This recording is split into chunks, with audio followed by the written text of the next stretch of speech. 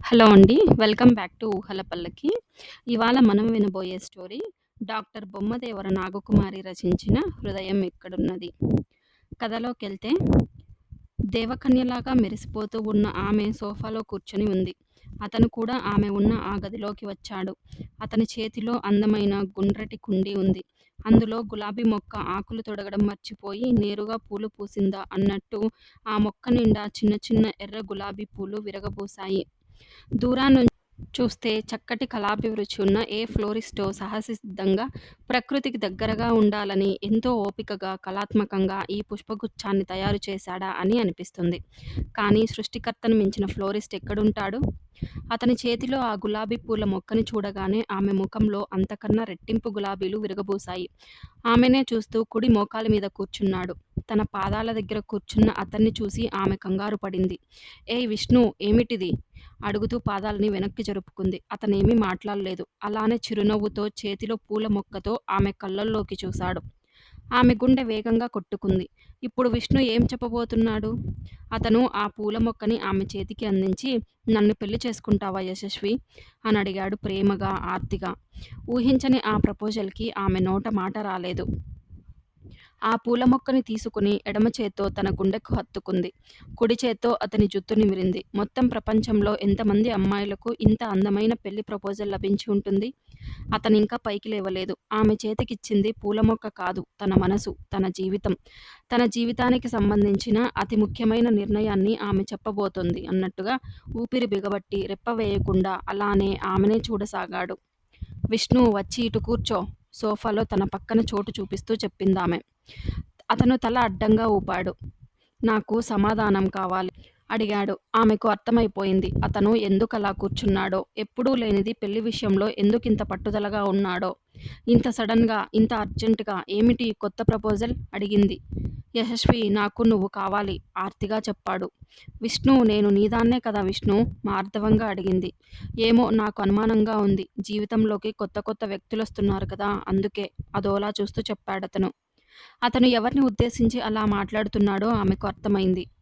యశస్వి, మనం పెళ్లి చేసుకుంటే మన మధ్యలోకి ఇంకెవరూ రారు. నాకు నువ్వు, నీకు నేను. నువ్వు నా భార్యవయ్యాక నీ వైపు కన్నెత్తైనా చూసే సాహసం కూడా ఎవరూ చేయలేరు. నా మీద నీకు, నీ మీద నాకు పూర్తి అధికారం వచ్చేస్తాయి. అతను ఆమె చెయ్యి పట్టుకొని చెప్పాడు. అంటే పెళ్ళి అనే ఉచ్చులో నన్ను బిగిద్దామని చూస్తున్నావా? సూటిగా అడిగింది. అలా మాట్లాడకు యశు. ఎంత ఖరీదైన సిస్టమ్కైనా యాంటీవైరల్ ప్రోగ్రాం ఒకటి వేసుకోవాలి. అలానే ఎంత గొప్ప ప్రేమికులైనా పెళ్లి చేసుకోవాలి. పెళ్ళి అంటే కమిటెడ్ రిలేషన్షిప్. అర్థం చేసుకో. ఓపిగ్గా ఆమెకు అర్థమయ్యేలా చెప్పే ప్రయత్నం చేశాడు. అయ్యో విష్ణు, నీకెప్పటికీ చాలాసార్లు చెప్పాను. మళ్ళీ చెప్తున్నా, నువ్వనుకుంటున్నట్టు ఎవరూ నా వెంటపడి ప్రపోజల్ చేసి నువ్వు ప్రేమించి తీరాల్సిందే అంటూ నన్ను నిర్బంధించి ఇబ్బంది పెట్టలేదు. నేనే నా ఇష్టపూర్వకంగా అతన్ని ప్రేమిస్తున్నాను అని స్పష్టంగా చెప్పిందామె. ఆమె అంత నిజాయితీగా సమాధానం చెప్పినందుకు ఎలా రియాక్ట్ కావాలో అతనికి అర్థం కాలేదు. అతనలాగే కింద నేలమీద కూర్చున్నాడు. అది కాదు యశు, ఒకసారి మనిద్దరికీ ఒక బంధం, ఒక కమిట్మెంట్ అంటూ ఏర్పడితే నువ్వు కూడా ఇలా ఇంకొకరితో ఎలాంటి రిలేషన్షిప్లోకి అంటూ ఆగిపోయాడు. అతనికి ఇంకెలా మాట్లాడాలో అర్థం కాలేదు. కళ్ళల్లో ఎన్నో ప్రశ్నలు. అతన్ని ప్రేమిస్తున్నావా? నేను నిన్ను మనసా వాచా కర్మణా ప్రేమించాను. జన్మ జన్మలకు నువ్వే నాదానివనుకున్నాను. మరి నన్ను? విష్ణు, నేను నిన్ను కూడా ప్రేమిస్తున్నాను. నీకు మళ్ళీ మళ్ళీ చెప్తున్నాను. ఇదివరకటి కన్నా కూడా ఇప్పుడు ఎక్కువగా నిన్ను ప్రేమిస్తున్నాను Vishnu. I love you too చెప్పిందామె. ఇక్కడ టూ అన్న పదం సుతిమెత్తని కత్తిలా గుండెను కోస్తోంది. ఆ పదానికి వచ్చిన అర్థమే వేరు. అతడిని ప్రేమిస్తున్నాను. నిన్ను కూడా ప్రేమిస్తున్నాను. గాడ్, యశు, నీకు తెలిసి మాట్లాడుతున్నావో తెలియక మాట్లాడుతున్నావో నాకు అర్థం కావట్లేదు. ఈ ప్రపంచంలో ఏ ఆడపిల్ల కూడా ఒకేసారి ఇద్దరబ్బాయిల్ని ఒకే గాఢతతో ఒకే రకంగా ప్రేమించలేదు. ఒక మనస్సులో ఇద్దరికి చోటివ్వలేదు. ఇట్ ఈస్ జస్ట్ ఇంపాసిబుల్, అసంభవం అన్నాడతను. అలా ప్రేమించకూడదని ఎక్కడన్నా రూలుందా? ఉంటే ఉందేమో. అయినా అందరి సంగతి నాకనవసరం. మీరిద్దరంటే నాకిష్టం. నేను మాత్రం ఈ నిమిషంలో మీ ఇద్దరినీ ప్రేమిస్తున్నాను. ఆమె ఎలాంటి జంకు గొంకు లేకుండా చెప్పింది. అతను కోపాన్ని కంట్రోల్ చేసుకుంటూ చెప్పాడు. అది తప్పమ్మా. తప్పు కావచ్చు, పాపం కావచ్చు. కానీ నేను నా మనసులో మాట నీకు చెప్పాను. అయినా నాకు తెలియక అడుగుతున్నాను. ప్రేమించటం తప్పెలా అవుతుంది? అర్థం కానట్టే ప్రశ్నించింది. అదంతే. విశ్వవ్యాప్తంగా ప్రేమ గురించి ఒక ప్రాథమిక సూత్రముంది. ప్రేమ కేవలం ఒక్కరిపైనే కలుగుతుంది. జన్మలో ఒక్కసారి మాత్రమే కలుగుతుంది. నువ్విలాంటి గొప్ప సూత్రాన్ని కాదంటున్నావు. నిన్ను ఏమనాలో నాకర్థం కావట్లేదు. అసహాయంగా తల పట్టుకున్నాడు విష్ణు. నిజం విష్ణు. నా మనస్సులో మీరిద్దరూ ఉన్నారు. మీ ఇద్దరినీ నేను సమానంగా ప్రేమిస్తున్నాను. ఒకళ్ళనే ప్రేమించటం, జీవితమంతా ఆ ఒక్కరిని మాత్రమే ప్రేమిస్తూ ఉండటం కేవలం సినిమాల్లోనూ, నవలల్లోనూ మాత్రమే సాధ్యమవుతుంది. కానీ నిజ జీవితంలో ఏ అమ్మాయి కూడా అలా ఉండలేదనుకుంటా లోతుగా ఆలోచించి చెబుతున్నట్టుగా చెప్పింది ఆమె. అతనికి పిచ్చి కోపం వచ్చింది. నువ్వసలు స్త్రీజాతి మొత్తాన్ని అవమానిస్తున్నావు. తన కోపాన్ని అదుపులో ఉంచుకుంటూ చెప్పాడు. ఏమో విష్ణు, అమ్మాయిల మనసు ఎలా ఉంటుంది? ఒక టైంలో ఒక అమ్మాయి మనసులో ఒక అబ్బాయే ఉన్నాడా అన్న విషయం చెప్పగలిగే యాప్ ఏదైనా ఉంటే అప్పుడు మనకు కరెక్ట్‌గా తెలుస్తుంది. మిగిలిన అమ్మాయిలంతా మనసు చంపుకొని బ్రతుకుతున్నారేమో. నాకు అలా ఉండటం చేత కాలేదేమో. అయినా మనసులో ఒకటి పెట్టుకొని బయటకు ఒకటి మాట్లాడడం నాకు చేత కాదు. ఈ వాదనంతా వద్దు గానీ ఫైనల్‌గా నువ్వేమంటావు చెప్పు? నీకు నేను కావాలా? అతను కావాలా? ఆమెతో వాదన పెంచుకోలేక చివరిగా అడిగేశాడు. నాకు ఇద్దరూ కావాలి. మీరిద్దరూ నా ప్రాణం. ఆమె కళ్ళల్లో నీళ్లు తిరుగుతున్నాయి. యశస్విని, ఒక ప్రాణం విడివిడిగా రెండుగా ఉండలేదు. అది అసాధ్యం. ప్రాణం ఒక్కటిగా ఉంటుంది. అది ప్రకృతి ధర్మం. ఎవరికైనా ఆత్మ అంటే సోల్ ఒక్కటే ఉంటుంది. ఆ సోల్‌మేట్ ఒక్కరే ఉంటారు.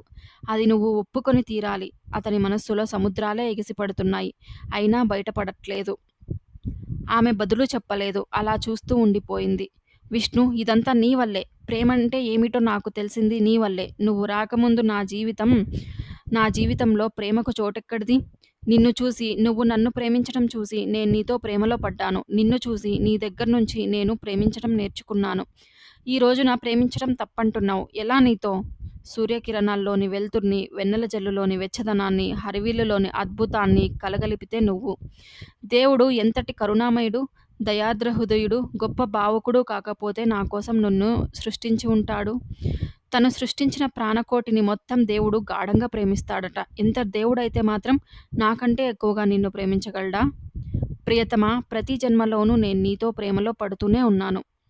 సీతగా, దమయంతిగా, చంద్రవతిగా, ముంతాజ్‌గా, పార్వతిగా ఒక్కో జన్మలో నీ ప్రేమని ఒక్కో రకంగా కోల్పోతూ వస్తున్నాను. మళ్ళీ మళ్ళీ పుడుతూనే ఉన్నాను. మళ్ళీ మళ్ళీ. ఇన్ని జన్మల్లో కోల్పోయిన ప్రేమను ఈ జన్మలో పరిపూర్ణంగా పొందుదామని పంతంగా దేవుడితో పందెం కట్టి మరీ వచ్చాను. ప్రేమకు ఇంతటి విలువేంటి అని అంతా ఆశ్చర్యపోతారేమో. అవును నిజమే. ప్రేమ నీది కాకపోతే? అసలు ప్రేమకు ఇంతటి విలువేంటి? బాధకు ఇంతటి మాధుర్యం ఎక్కడిది? అది నీకు సంబంధించింది కాకపోతే?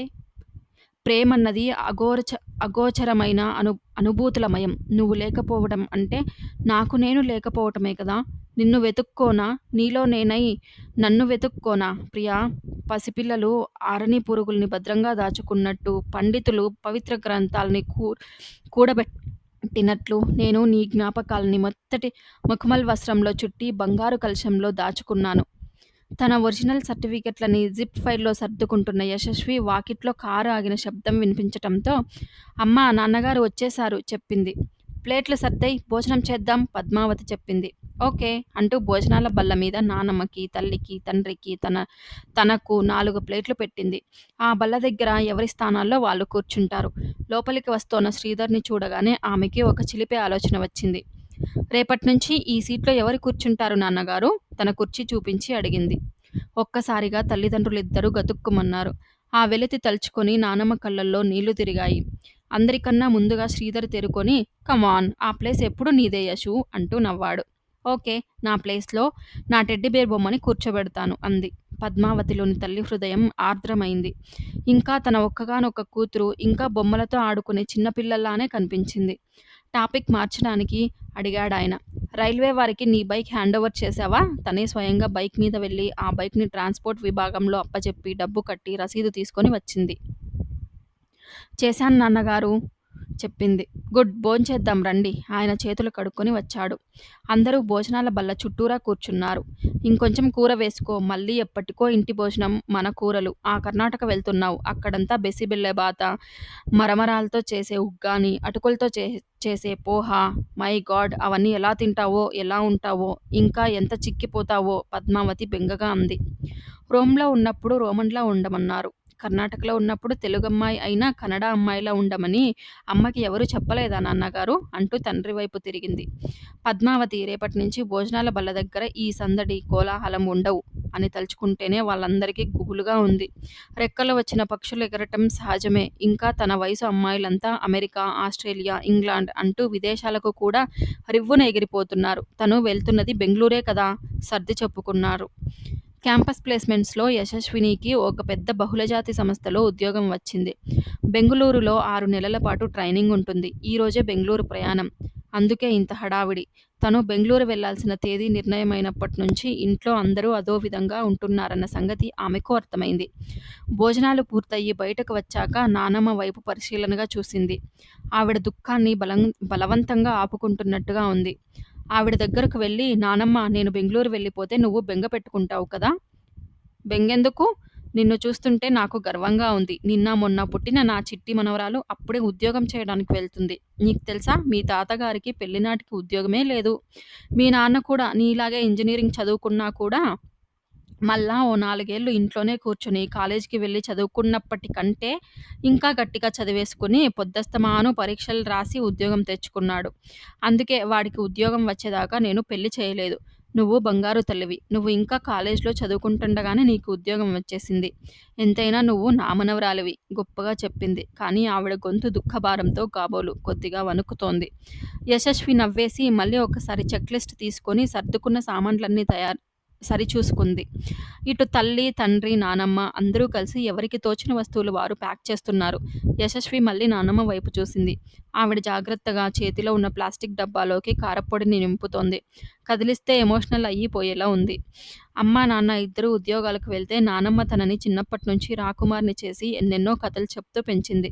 ఆవిడ పక్కన కూర్చొని ఆవిడ భుజాల చుట్టూ చేతులు వేసి, ఇక నుంచి నాకు కథలు చెప్పవా? అని అడిగింది యశస్వి. పోవే, ఎలాగూ నన్ను వదిలేసి వెళ్ళిపోతున్నావు కదా! ఆవిడ నిష్ఠూరంగా అంది. తన చేతిలో ఉన్న ఐప్యాడ్‌ని నానమ్మకు చూపిస్తూ, నానమ్మ, ఇప్పుడు సాంకేతికపరంగా మనం ఎంతో ముందుకు వెళ్తున్నాం. దూరం సమస్య కానే కాదు. మనిషితో మనిషి మాట్లాడుకోవటం ఎంతో easy. WhatsApp, Skype, video calling ఇన్ని ఉండగా ఒకరి మీద ఒకరు బెంగ పెట్టుకోవాల్సిన అవసరమే లేదు. ఎప్పుడు కావాలంటే అప్పుడు ఇదిగో ఇలా ఒకరినొకరం చూస్తూ మాట్లాడుకోవచ్చు. నీకు ఇవన్నీ నేర్పించాను కదా! గారాబంగా అడిగింది. కానీ ఒకరినొకరు ఇలా దగ్గరకు తీసుకోవాలన్నా, ముద్దు పెట్టుకోవాలన్నా ఎలానే మరి? నానమ్మ ప్రశ్నకు ఆమె దగ్గరే కాదు, ప్రపంచంలో ఎవరి దగ్గరా జవాబు లేదు. అదే ఐప్యాడ్‌ని చూపించి, దీని మూలంగానే మనం ఒకరికొకరు దూరం అవుతున్నాం. నానమ్మ తిరుగులేని సమాధానం చెప్పింది. ఉండు నానమ్మ, మనిద్దరం ఒక ఫోటో తీసుకుందాం అంది యశస్వి. ఇదో సంబడం. ఆవిడ విసుక్కుంటూనే మురిపెంగా జుత్తు సర్దుకుంది. సెల్ఫీ తీసుకున్నాక నువ్వెప్పుడు మమ్మల్ని వదిలి ఉండలేదు. ఇప్పుడు నువ్వెళ్ళి ఒంటరిగా అంటున్న ఆవిడని మధ్యలోనే ఆపేసి, అయ్యో భలాదానివే నానమ్మ, ఒంటరిగా ఉండటానికి నేనేమన్నా జైలుకి వెళ్తున్నానా? ఉద్యోగం చేయటానికి వెళ్తున్నా. నాలాంటి వాళ్ళు అక్కడ 150 మంది ఉంటారు. నాతో పాటు మా కాలేజీ నుంచి ఎంపికైన వాళ్ళు ఇంకా నలుగురున్నారు. మా సీనియర్స్ అదే ఆఫీస్‌లో పనిచేస్తున్నారు. నేను బెంగుళూరులో నాకు తెలిసిన ఒక సీనియర్‌తో కలిసి ఓ డీలక్స్ ఫ్లాట్‌లో ఉండబోతున్నాను. నీకు భయమే అక్కర్లేదు గబగబా చెప్పేసింది. అయినా నాకు తెలియక అడుగుతాను. ఇంత పెద్ద పట్టణంలో నీకు ఉద్యోగమే రాదా? నానమ్మ అడిగింది. ఇంకా ఆవిడలో ఏదో అసంతృప్తి. అలా అడగండి అత్తయ్య. నేను ముందు నుంచి చెబుతూనే ఉన్నాను. ఇంకో 2 ఏళ్లన్నా పై చదువులు చదువుకోమని పద్మావతి కినుకుగా అంది. ఆమెకు అప్పుడే ఆ అమ్మాయి ఉద్యోగం చేయటం అస్సలు ఇష్టం లేదు. అమ్మా, నేను తప్పకుండా మాస్టర్స్ చేస్తాను. కానీ ఇప్పుడు కాదు. నేను ఇంతకాలం చదువుకున్నదేమిటి? అది ప్రాక్టికల్‌గా ఎలా ఉపయోగపడుతుందో నన్నర్థం చేసుకొని, నాకే సబ్జెక్ట్‌లో ఇంట్రెస్ట్ ఉందో నన్ను డిసైడ్ చేసుకొని, మార్కెట్‌లో డిమాండ్‌ని బట్టి ఆ సబ్జెక్ట్‌లో మాస్టర్స్ చేస్తాను. పోనీ ఇక్కడే ఏదన్నా కోచింగ్ తీసుకొని ఎంచక్కా బ్యాంక్ పరీక్షలు రాసి అంటూ ఇంకా ఏదో అనబోయింది పద్మావతి. అమ్మా, ఇంజినీరింగ్ విభాగం వేరు, బ్యాంకింగ్ విభాగం వేరు. ఆ చదువు చదివి ఈ ఉద్యోగం చేయటం ఏమిటి? Just absurd. అసలు నన్నడిగితే ఇంజినీరింగ్ గ్రాడ్యుయేట్స్‌ని బ్యాంక్ పరీక్షలు రాయకూడదని ఓ రూల్ పెట్టాలి చిరాగ్గా అంది యశస్వి. అయ్యో రామా! అంటూ ఆమె నుదుటి మీద కొట్టుకుంది. ఇప్పుడు ఈ వాదోపవాదాలన్నీ అవసరమా? ఈ టైంలో అయినా కాస్త ప్లెజెంట్‌గా మాట్లాడుకోవచ్చు కదా! శ్రీధర్ అన్నాడు. ఎవరూ బదులు చెప్పలేదు. యశస్విని హాల్‌లో ఆ గోడ దగ్గరికి వెళ్ళింది. ఆ గోడ అంటే ఆమెకు చాలా ఇష్టం. ప్రత్యేకంగా ఆ గోడకు నారింజ రంగు పెయింట్ వేయించి, ఆ గోడ మీద బోలెడన్ని ఫోటోలు లామినేషన్ చేయించి పెట్టారు. అవన్నీ వివిధ సందర్భాల్లో తీసిన రకరకాల ఫోటోలు. ఒక ఫోటోలో నానమ్మ, తాతయ్య, నాన్న, ఇంకో ఫోటోలో అమ్మమ్మ, తాతయ్య, చిన్నప్పటి అమ్మ, అమ్మానాన్నల పెళ్లి ఫోటో, మరో ఫోటోలో అమ్మ, నాన్న, తను డాన్స్ చేస్తున్న ఫోటో, ప్రైజ్‌లందుకుంటున్న ఫోటోలు, పుట్టినరోజు నాడు కేక్ కట్ చేస్తున్న ఫోటో, ఇలానే ఇంకా చాలా ఫోటోలు ఉన్నాయి. అన్నింటినీ ఒకసారి చేత్తో తడిమి చూసింది. ఆ గోడ ముందు నిలబడితే చాలు టైమ్ మెషిన్‌లో కూర్చొని జీవితంలో వెనక్కంటూ వెళ్లి మళ్లీ ముందుకు వచ్చినంత ఆనందం కలుగుతుంది. అక్కడ నిలబడి ఒక సెల్ఫీ తీసుకుంది. తన మొబైల్‌లో ఆ ఫోటోని జూమ్ చేసి చూసుకుంది. ఆమె పెదవులపై చిరునవ్వు మెరిసింది. అందర్నీ తన వెనుక నిలబడమని మరో సెల్ఫీ తీసుకుంది. తన ముఖానికి తగిలిన ఆమె జుత్తుని ఓ పక్కగా జరుపుతూ, "ఈ జుత్తుని ఇలా 2 పాయలన్నా అల్లుకోవచ్చు కదమ్మా" అడిగిందావిడ. "అయ్యో నానమ్మ, ఇప్పుడిదే ఫ్యాషన్. నేను కాబట్టి క్లిప్ పెట్టుకున్నా. కానీ అసలైతే అందరూ జుత్తు ఇలా వదిలేసుకుంటున్నారు." తన జుత్తుని ఒక్కసారి విరబోసుకుని మరీ చూపించింది. ఆ కాలంలో ఒక్క ద్రౌపది జుత్తు విరబోసుకున్నందుకే కురుక్షేత్ర యుద్ధం జరిగింది. ఇప్పుడింతమంది ఆడపిల్లలు ఇలా జుత్తు విరబోసుకుంటున్నారు. ఈ ప్రపంచం ఎటుపోతుందో గొనుక్కుందావిడ. "బయలుదేరదామా?" అని శ్రీధర్ అడిగాడు. నెక్స్ట్ పార్ట్ కోసం సబ్స్క్రైబ్ టు ఊహల పల్లకి. వీడియో నచ్చితే లైక్ చేసి షేర్ చేయండి. Don't forget to subscribe. Thank you.